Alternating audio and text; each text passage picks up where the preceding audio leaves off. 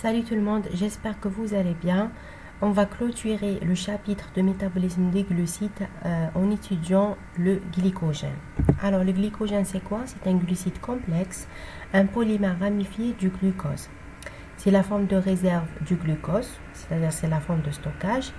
Il est utilisé par les animaux et même les champignons pour stocker l'énergie et il a le même titre que l'amidon chez les végétaux. Il permet de libérer rapidement le glucose entre les repas ou lors d'une activité musculaire intense. Présent surtout dans le foie, environ 150 g, et dans le muscle, 300 g, sous forme de granules cytosoliques contenant des protéines du métabolisme. Pour la structure de glycogène, donc c'est un polymère de glucose, est un homopolysaccharide ramifié, dont les unités de déglucose sont unies par des liaisons alpha-1,4 au glycosidique intrachaîne et des liaisons alpha-1,6 au glycosidique interchaîne. Les liaisons alpha-1,6 permettent de former les branchements. وهادو c'est les extrémités non réductrices du glycogène. Maintenant, les ramifications hado ont un intérêt. Donc, ils permettent d'augmenter les extrémités non réductrices, donc augmenter les sites accessibles à la dégradation et à la synthèse du glycogène. Donc, cette structure très branchée permet un métabolisme rapide du glycogène faisant face aux besoins cellulaires. Pour cette vidéo, on va voir la synthèse du glycogène. C'est la glycogénogénèse. Donc, le but, c'est la mise en réserve dans le foie et dans le muscle une partie du glucose excédentaire à l'issue d'une alimentation riche en glucides et en protéines.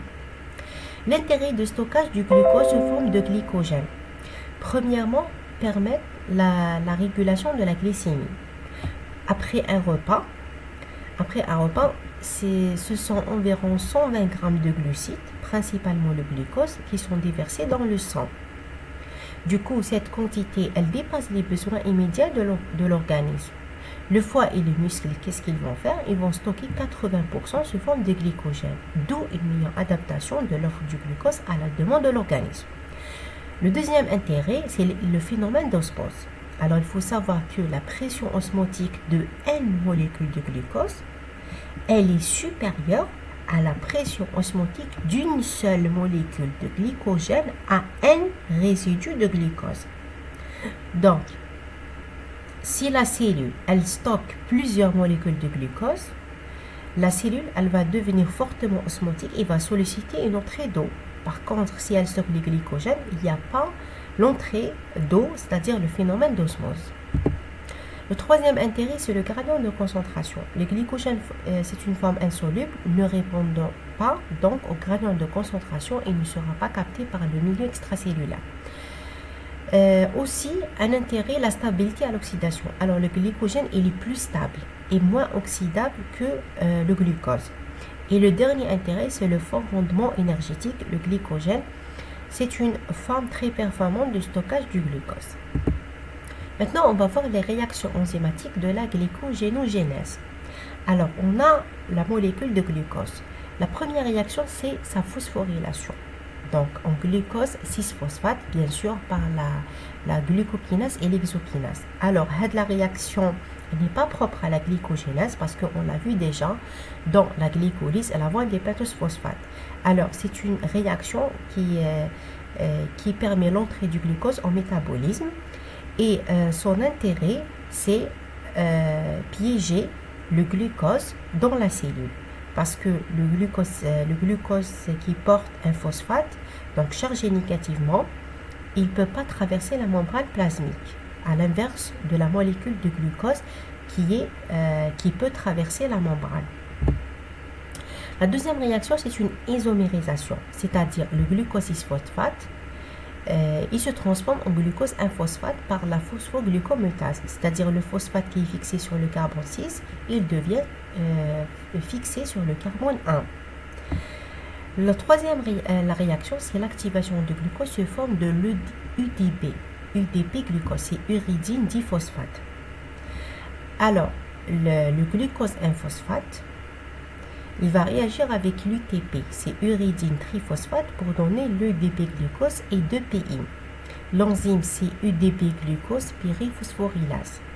Elle transfère le radical glucosyle sur l'EDP avec libération de pyrophosphate qui sera hydrolysé par la pyrophosphatase, ce qui rend la réaction irréversible. Donc c'est une réaction irréversible. Avec la réaction, on a la molécule glucose 1-phosphate. Donc le phosphate il est fixé sur le carbone 1 du glucose. Plus l'uridine triphosphate. Donc l'uridine monophosphate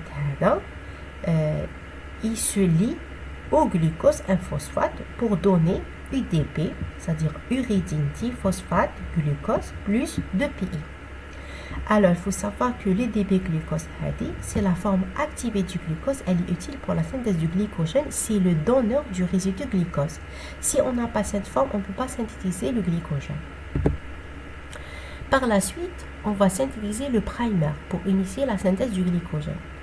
Alors, la glycogène synthèse, c'est l'enzyme clé de la glycogénogénèse. Elle assure la formation des liaisons alpha-1,4. Mais elle ne peut pas initier la synthèse du glycogène à partir du glucose. Elle permet juste son élongation. Pour cela, il faut avoir une amorce ou la primer qui peut être soit un dextrine. La dextrine, c'est quoi? C'est un fragment de glycogène. Ou là, s'il n'y a pas dextrine, on a besoin d'une glycogénine. Glycogénine, c'est quoi? C'est une protéine dont la chaîne latérale contient la tyrosine. La tyrosine, c'est un acide aminé qui contient un groupement OH. Le groupement OH est un accepteur du résidu glucosyle provenant de l'EDP glucose. La glycogénine, elle autocatalyse l'addition de 8 unités de glucose liées par des liaisons alpha-1,4 pour terminer le primer. Une fois on a la synthèse du primer, on va avoir l'élongation de la chaîne grâce à la glycogène synthèse qui transfère le résidu toujours glucosyle l'UDP glucose à l'extrémité non réductrice de la chaîne du primer ou du glycogène en élongation. Donc, le glycogène N-glucose plus l'UDP glucose. Toujours l'UDP glucose, c'est la forme active qui permet de donner le groupement glucosyle. Sans cette forme, on ne peut pas avoir la synthèse du glycogène. On aura glycogène N plus un résidu de glucose plus EDP. Voici la réaction.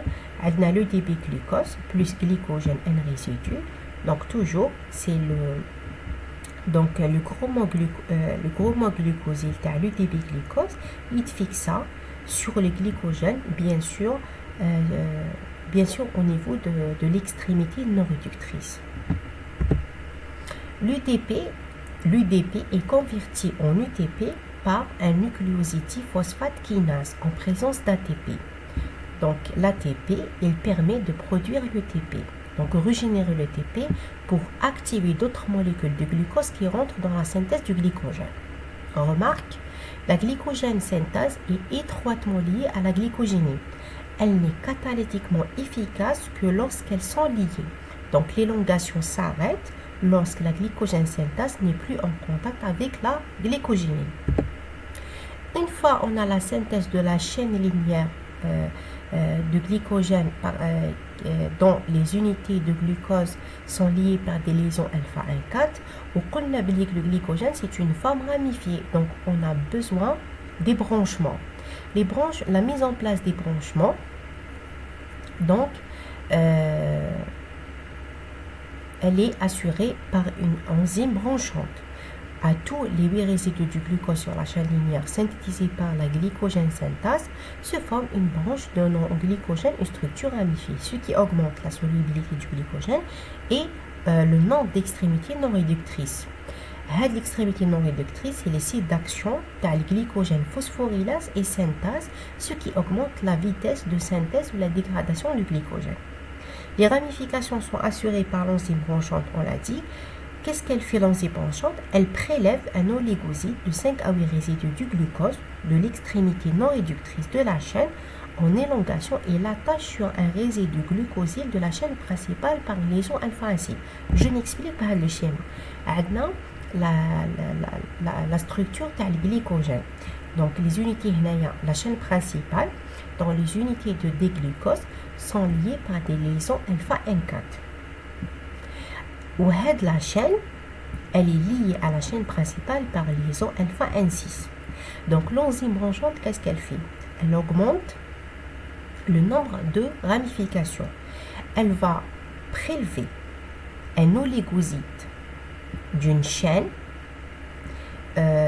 qui est formée de 5 à 8 résidus de glucose et le rattache sur la chaîne principale à partir de l'extrémité non réductrice par des liaisons alpha N6